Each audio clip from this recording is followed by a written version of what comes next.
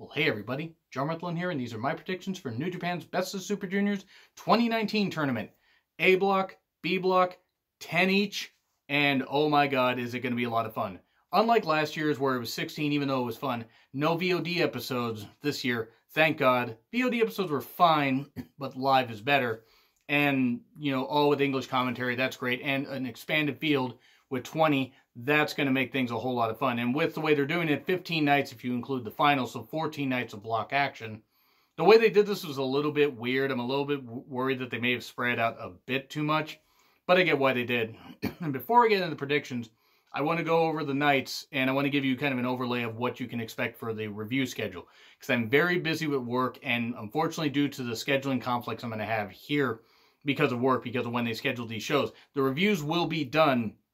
Some of them may be double reviews. Like the first 4 nights are the 13th through the 16th. And it alternates. First night is A block, then B block, and then A block, and then B block. So the 13th and the 14th, so Monday and Tuesday review will be done as one single review. And it'll probably be up sometime like Tuesday afternoon. And then Tuesday morning, afternoon. And then the 15th and 16th, that'll be up like, the afternoon of the 16th, afternoon, evening, depending.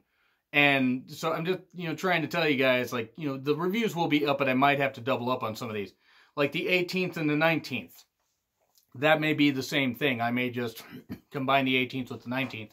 After that, though, then, the 22nd, 23rd, 24th, and 26th, A and B block action just all together, like, just to give you an idea. Like, that's where I'm thinking they could have cut down a few of these nights and just done straight tournament action.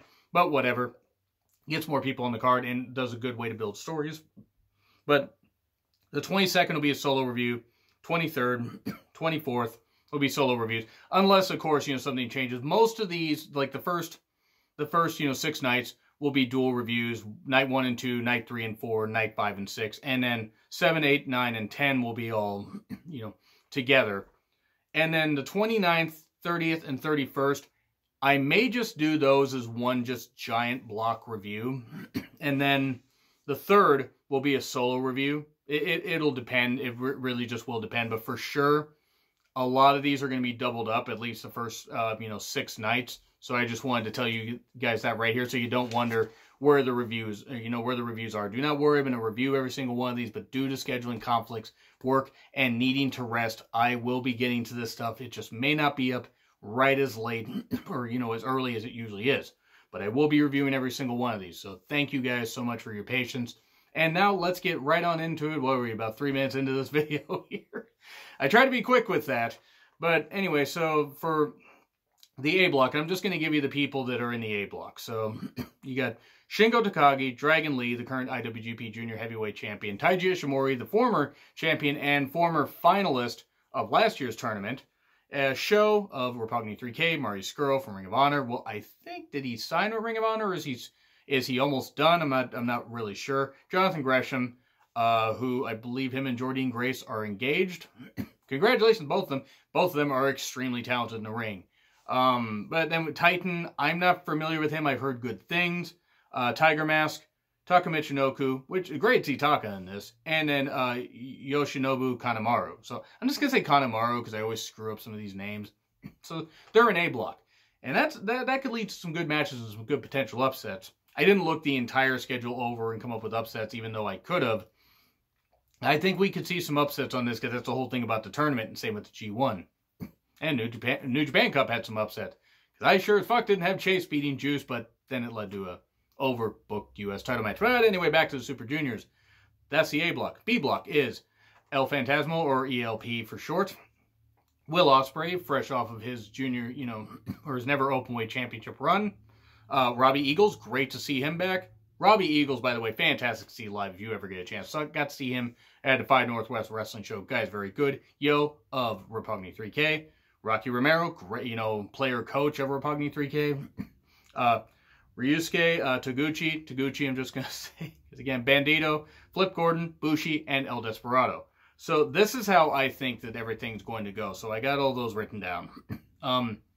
Who do I have? I have Connemara and El Desperado being the bottom of their stuff, of their respective blocks. And that's nothing against him. Connemara's in his, like, what, early 40s. He's well established.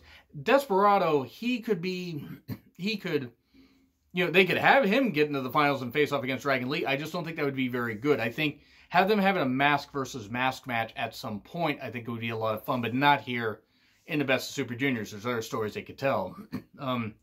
And you also got Flip, well, I mean, Flip and Bandito, so that'd be interesting to see them face off. Rocky Romero and Bushi. Rocky's got to beat Bushi watch them have Bushi beat Rocky, and Rocky just gets sent over the edge. Because Rocky just hates, why does Rocky Romero hate Bushi, by the way? Can somebody let me know that in the comments? I've never heard the reason.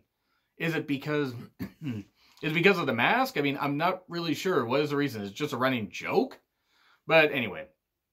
And then second from the bottom, Taka Michinoku. Taka may get 1 or 2 wins, but he's not going to get a lot. He doesn't need to. He is so well established as a junior heavyweight wrestler and has really managed to vary up his offense and everything. He doesn't need to be any more, you know, get any more than 1 win or 2. Bushi is there just to take pins. He will get probably a win, maybe 2, but he's not going to get much. Tiger Mask and Flip Gordon. Flip is very good, but since he's tied to Ring of Honor, he'll get a couple wins. I mean, he didn't get, I think he got a few wins in last year's, and a couple shocking ones I didn't expect. I think he even pinned Ishimori at one point. I was just really shocked by that. But yeah, Tiger Mask will be third from the bottom, same with Flip.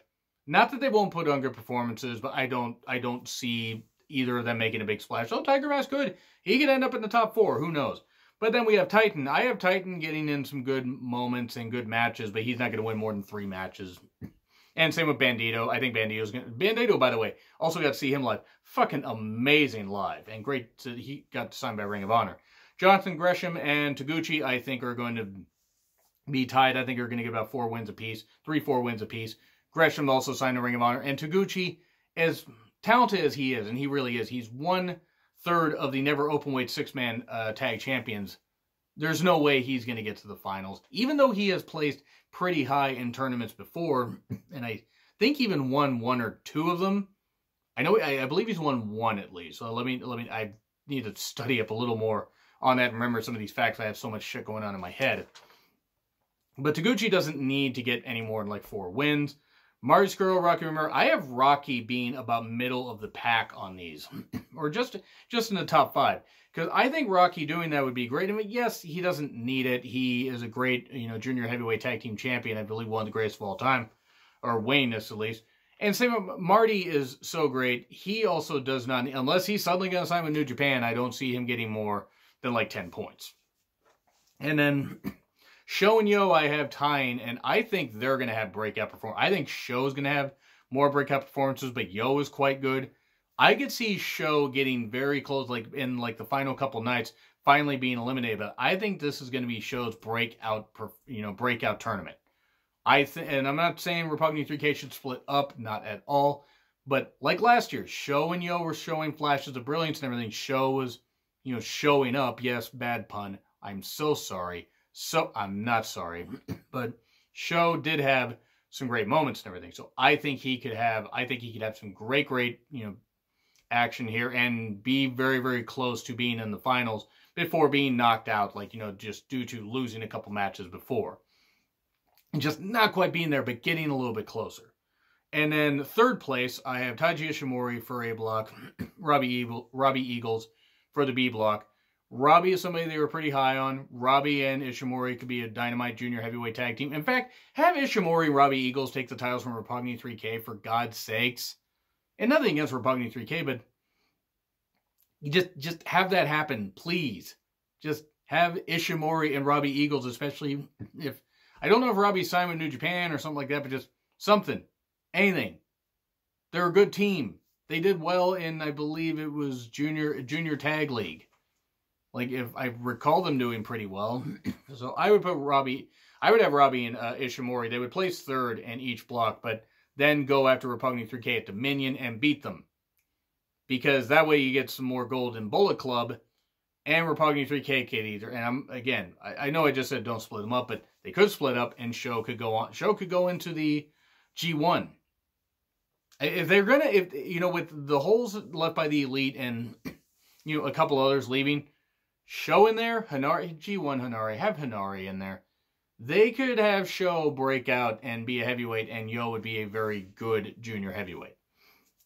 But Ishimori and Robbie should not win the tournament, but challenge for the IWGP junior heavyweight titles or tag titles, at Dominion. Dominion, or maybe at the G1 special in Dallas. Something. Just have something happen. And in second place, I have Dragon Lee and Will Ospreay. I have Dragon Lee taking a couple pins here. Not submitting, but taking a couple pins. Will Ospreay will come close, but he will not. I think ELP is going to knock him out to win the block. That's how, or at least he's going to beat him in whatever match they have, whenever it is. Because again, schedules kind of bounced around in my head. ELP will beat, El Phantasmo will beat Will Ospreay by just 2 points, because he will have the tiebreaker over him. Or they'll tie, but ELP will have the tiebreaker. And then I have Shingo Takagi and ELP winning. So I have Shingo winning the A block and, ELP winning the B block. The only other scenario, and shout out to a friend of mine that I talked to recently, you know who you are. Just saying, you know who you are. That the idea is that Dragon Lee could win it as the champion and then pick his challenger. And that's kind of how it worked, like when Kenny Omega was champion during the G1 last year, IWGP heavyweight champion. Never forget, that title reign not being very good, my opinion.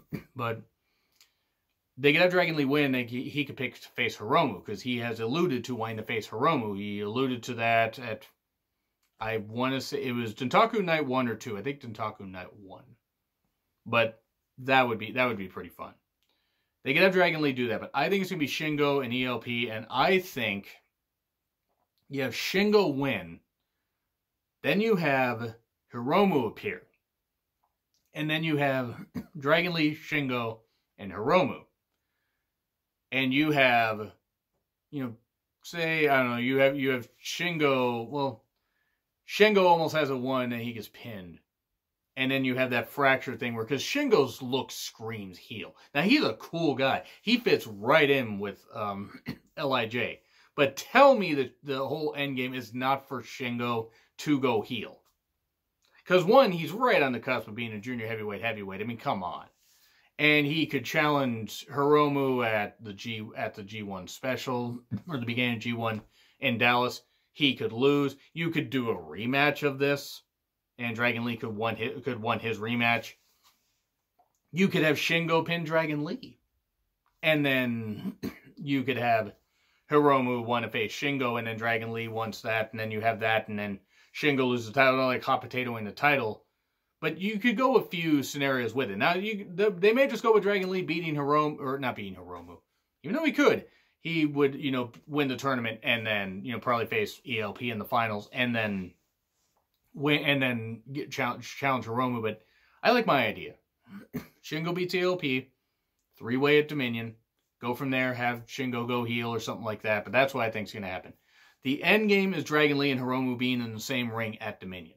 And Shingo should be there. Now, if you want to have ELP win it, that's fine. I don't think he should. I don't think he should win the title, and I think having Shingo win it is a good way to separate him from LIJ eventually. That's my opinion. But anyway, I would love to know what you guys have to say. Let me know in the comments. Like, share, subscribe. Twitter handle in the description. I am John Ritlin. I will see you soon.